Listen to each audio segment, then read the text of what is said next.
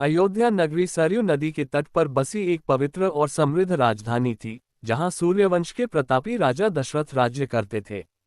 राजा धर्मनिष्ठ, प्रजावत्सल और पराक्रमी थे, परंतु उन्हें एक गहरी चिंता सताती रहती थी, उनके कोई संतान नहीं थी।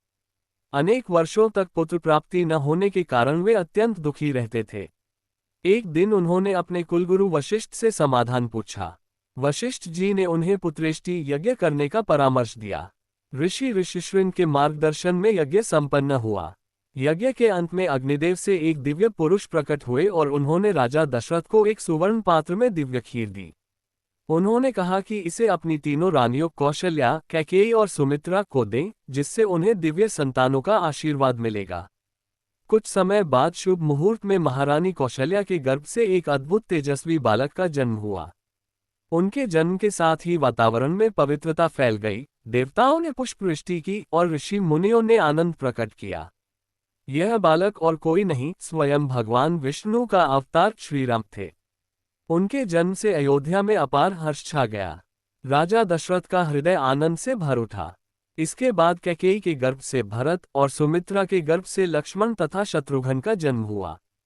चारों राजकुमार अत्यंत स्नेहपूर्वक पले बढ़े। राम का स्वभाव बचपन से ही शांत, विनम्र और करुणामय था। वे सभी के प्रिय थे।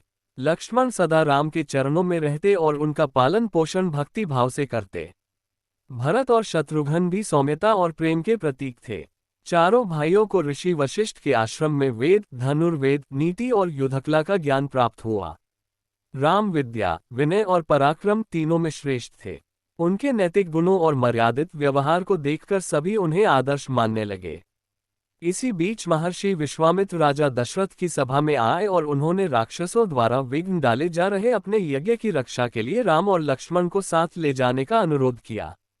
दशरथ चिंतित हुए, परंतु गुरु वशिष्ठ ने समझाया कि राम असाधारण शक्ति वाले हैं।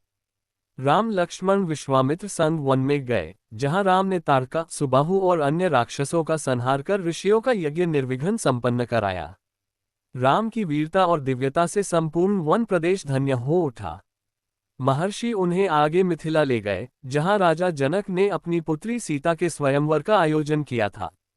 राम ने वहां भगवान शिव के महान धनुष को उठाकर तोड़ दिया और सीता का वरण किया। इस प्रकार प्रभु श्रीराम के जन्म और बाल्यकाल से लेकर विवाह तक की कथा मानवता के लिए आदर्श, मर्यादा और धर्म का संदेश देती है। श्रीराम सदैव सत्य, करुणा और कर्तव्य के प्रतीक बने रहेंगे।